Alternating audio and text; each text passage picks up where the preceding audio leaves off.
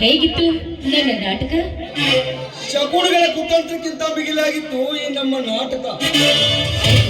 ನೀವು ಬನ್ನಿ. ನೀನು ನಡೆ, ನಾನು ಆಮೇಲೆ ಬರುತ್ತೇನೆ. ಸರಿ.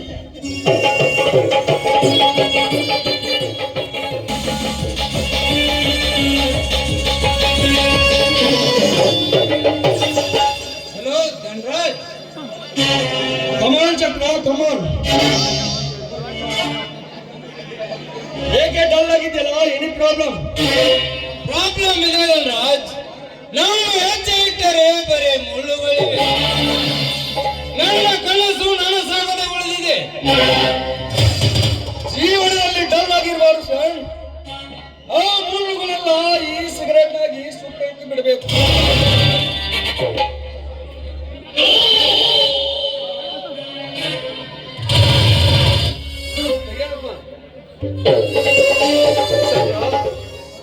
ನೀನು ಬಯಸಿದ ಹಕ್ಕಿ ವಿಷಯ ಏನಾಯಿತು?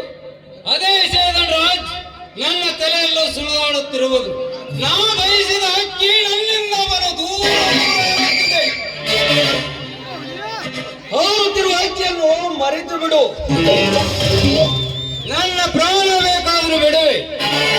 ನನ್ನ ಮನಸ್ಸನ್ನು ಕತ್ತಿರುವ ಸೌಂದರ್ಯ ಸಿರಿಯನ್ನು ಮಾತ್ರ ಮರೆಯಲಾರೆ.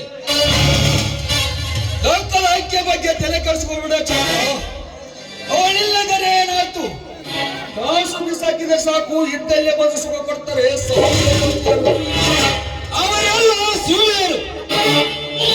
ಪತಿರೋತಿಗೆ ಸೌಂದರ್ಯವತಿ ಅಂತ ಮಿಗಿಲಾದ ಚೆಲುವೆ. ನೋಡು ಚಂದ್ರ, ಅದನ್ನೆಲ್ಲ ಬಿಟ್ಟು ನಮ್ಮ ಬಿಸಿನೆಸ್ ಬಗ್ಗೆ ಗಮನ ಕೊಡು. ಕೋಟಿ ಗಂಟೆ ಸಾಧಿಸಬಹುದು.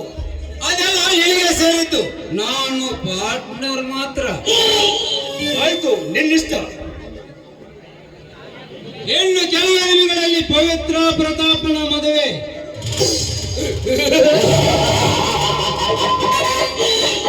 ಏನು? ನಮ್ಮ ವೈರಿ ಪ್ರತಾಪನ ಜೊತೆ?